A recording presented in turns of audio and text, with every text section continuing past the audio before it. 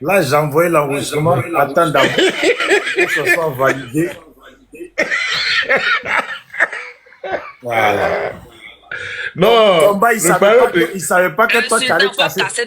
Tomba savait pas que tu allais casser ses papous, c'est pour ça. Maintenant, il regrette la prise de parole. Vas-y, mon frère. Bon, Tomba, voilà, les Tomba, comme je disais, oui. C'est un gars qui a passé la moitié de sa vie dans l'AES, précisément au Mali.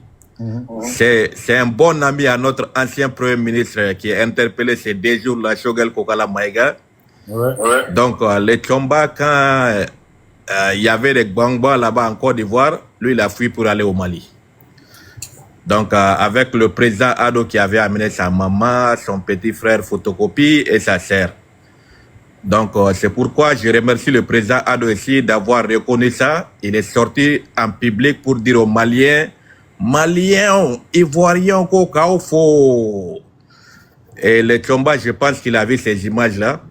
Et si aujourd'hui les gens commencent à critiquer les pays de l'AIS, moi je pense qu'en octobre ou novembre, là, nous on va demander à nos autorités de fermer les frontières. Parce que les vrais Ivoiriens vont rester chez eux. Ceux qui viennent de chez nous, là, qui ont refusé et qui veulent être forcément des Ivoiriens, vous allez les garder chez vous là-bas.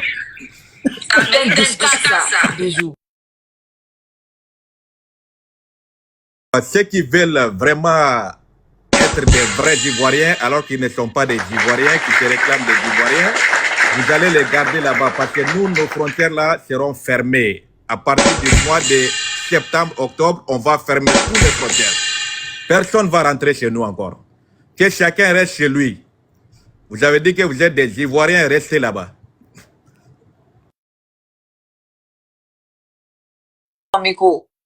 Attends 2 secondes, mon frère. C'est le moment là. On va t'applaudir d'abord et puis tu continues. Là même, là, on n'est même pas pressé de parler après toi. Donc, il a touché le côté sensible des bijoux. Non, attends. Tu es un ami qui est venu te reconnaître tes combats. Est-ce qu'ils sont heureux? Le bisca, j'ai aimé. Vas-y, mon frère. Faut casser les papous là. Tapoter, c'est cassement de papous. Voilà, pour vous dire que les vrais Ivoiriens, les gens de l'AIS, vous avez leur soutien. On est avec vous aujourd'hui, on est avec vous demain. On est pour la justice. Parce que nous, on a quelqu'un ici, qu'on a toujours les vidéos, et on écoute pour se rappeler toujours, qui nous a dit clairement que lui, il ne va jamais écarter qui que ce soit dans la liste électorale. Parce que c'est ça qui amène le problème dans le pays. Et c'est ce dernier-là qui vient d'écarter les favoris dans les élections ivoiriennes. Ça, nous, on n'arrive pas à comprendre dans les pays de l'AIS. Attends, on t'applaudit. Attends, on t'applaudit.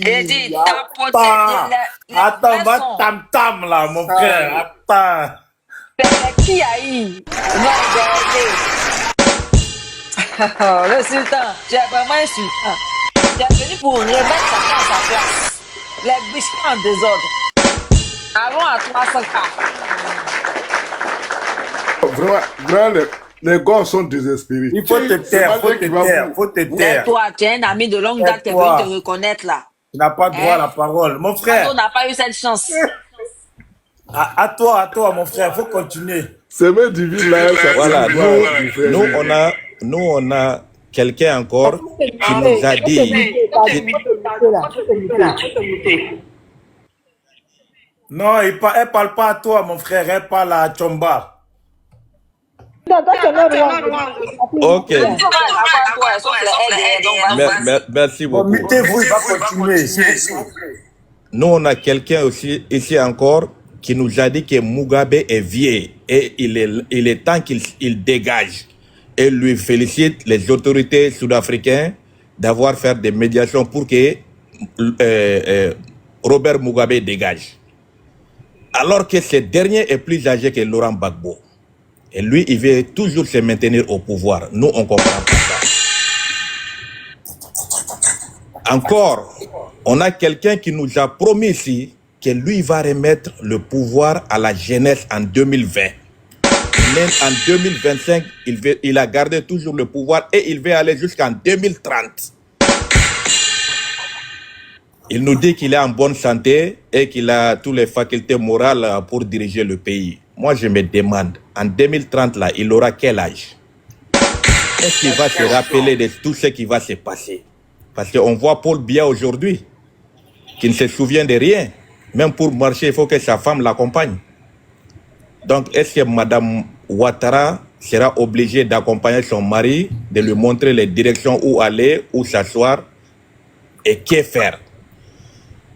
Donc, nous, les gens de l'AES, ça nous inquiète parce que nous, on a vu des jeunes comme Tidjane Thiam, des brillants jeunes que nous, on souhaitait qu'ils viennent à la tête de nos pays, qui veulent vraiment avancer la Côte d'Ivoire et qu'on lui refuse. Quelqu'un qui a servi son pays. Et aujourd'hui, Bijou, je vous félicite beaucoup parce que vous avez posé une question à Diaz. Il a tourné de gauche à droite, il voit la vérité, mais il a refusé de répondre. Quand il s'agit de Tidjane Thiam, il est dans la tête de Thiam. Mais quand il s'agit de Patrick Achi, lui, il n'est pas dans la tête de Patrick Achi pour répondre à cette question-là. Donc, il y a un moment, il faut être honnête, sincère. Même si la vérité te vise, il faut dire la vérité. La sincérité, c'est quelque chose. Un homme là, c'est quand il est véridique qu'on dit qu'il est un homme. Mais quand la vérité te fait face, toi tu fuis.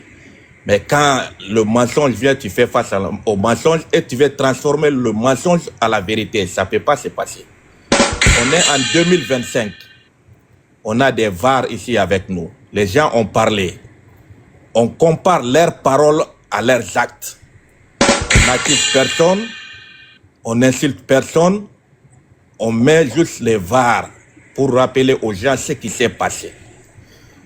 Il y a le mot du président Laurent Gbagbo que je vais dire tout à l'heure. Le président Gbagbo nous a dit que le mal que lui, il a pu faire au président Alassane Dramane Ouattara, c'est de l'inscrire dans la liste électorale. Voilà tout le mal que lui, il a fait au président Alassane. Mais moi, je pense que le président Alassane a oublié ça. Il a tenté de se présenter, Bédié a nié. Bédié lui a refusé. Bédié ne lui a pas permis d'être candidat. Et c'est grâce au président Laurent Gbagbo aujourd'hui que les Tchomba, les Diaz, qui viennent critiquer Gbagbo ici, qu'il a fait plus de prison que tout le monde. Et c'est grâce à ces prisons-là que vous avez la liberté de vous exprimer aujourd'hui. C'est grâce à cette liberté que vous êtes devenu RDR et aujourd'hui RHDP. C'est grâce au président Laurent Gbagbo qu'il y a le multipartisme. Moi, je pense qu'on lui doit cet respect-là. Parce qu'il a lutté pour tous les Ivoiriens. Grâce à lui, vous avez le droit de parler, vous avez le droit de voter pour qui que vous voulez. S'il n'avait pas fait cette lutte-là, on n'allait pas être là aujourd'hui. Donc, les prisons qu'il a fait, c'est un sacrifice qu'il a fait pour vous tous. Au lieu de lui féliciter, vous êtes là à l'insulter, vous êtes là à lui manquer le respect. Le président Laurent Gbagbo doit avoir un monument en Côte d'Ivoire, car il est rentré dans l'histoire. C'est la seule personne qui s'est levée pour faire le combat et sacrifier sa vie. Comme vous le dites, il a passé tout le temps dans la prison, mais il a fait ce sacrifice-là, pas pour sa personne, mais pour vous, la jeunesse de la Côte d'Ivoire. Pour vous dire que tout est possible quand on se lève. Donc, l'exemple de Laurent Gbagbo doit servir à beaucoup de jeunes. Ce n'est pas la peine d'avoir peur d'être enfermé en prison. Ce n'est pas d'avoir peur de s'exprimer. Vous devrez suivre l'exemple du président Laurent Gbagbo pour vous exprimer, dire ce que vous voulez dire dans le respect, dans les règles et dans la loi. Il y a les lois qui vous donnent la permission de marcher comme vous voulez. Et je sors ici pour féliciter le président Laurent Gbagbo qui nous a dit que le président Ado a fait beaucoup de choses parce que lui, il n'était pas là et il a eu pitié du président fait Bédié. Mais aujourd'hui, on a vu qu'il y a un opposant qui est venu. On a vu que les choses sont en train de bouger en Côte d'Ivoire et on a vu que les gens sont derrière d'autres personnes qui ne sont pas que le président Alassane Dramane Ouattara, qu'on passe la journée à nous rencontrer que les Ivoiriens sont avec lui. On a vu des milliers d'Ivoiriens qui sont sortis pour exprimer leur mécontentement, qui ne veulent pas un quatrième mandat.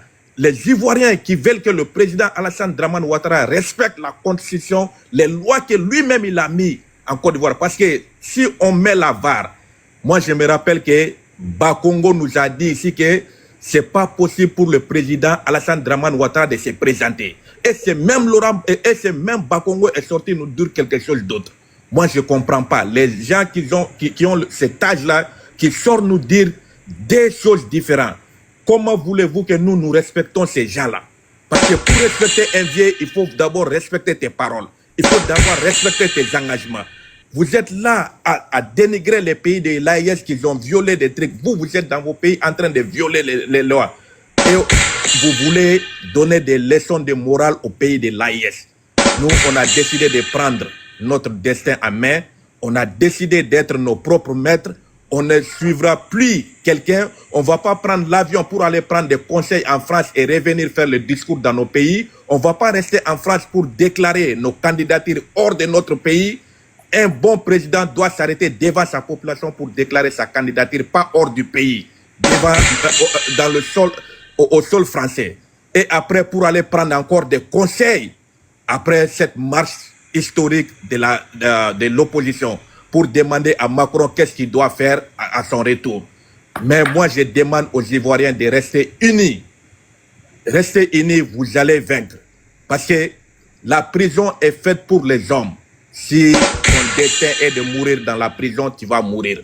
Si ton destin est de mourir dehors, tu vas mourir dehors. Quoi que ce soit, on va tous mourir un jour. N'ayez pas peur, soyez là. Apportez vos voix où vous voulez. Faites comme le président Laurent Gbagbo. Le président Laurent Gbagbo a créé beaucoup de Gbagbo en Côte d'Ivoire. Et moi, je vous fais confiance. Les gens de l'AIS vous font confiance. On est avec vous aujourd'hui. On est avec vous demain.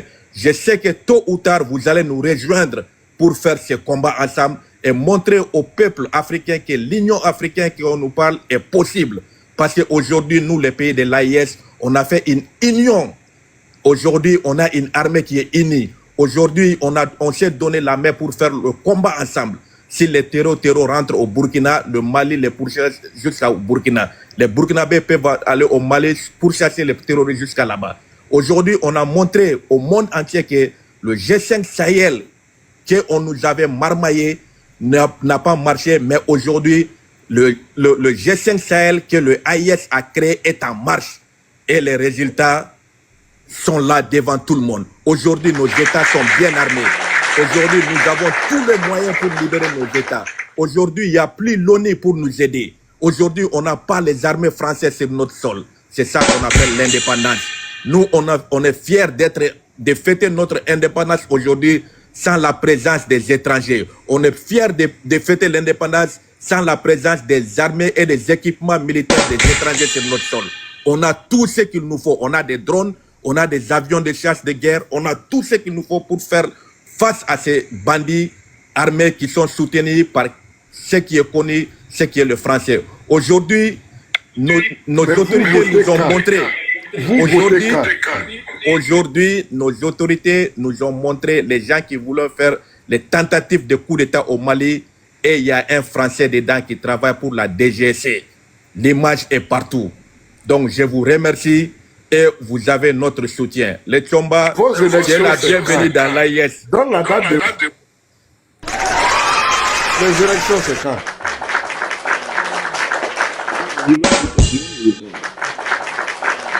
Ouais, ça mérite les Bishka. Jerry. Bijou est un beau Bishka aujourd'hui. Non, mais le sultan, mais tu as envoyé les Kiaï, tu as envoyé les Bishka dans tous les sens. En fait, la vraie question pour les personnes qui te demandent quand est-ce que vous avez élection là, il faut dire qu'on préfère ne pas avoir d'élection que d'avoir élection où c'est toi qui choisis qui sera tes adversaires. C'est ça qui est le vrai point. Des phases d'élection, élection fictive, où on connaît qui est le gagnant en avance là. C'est ça là. On veut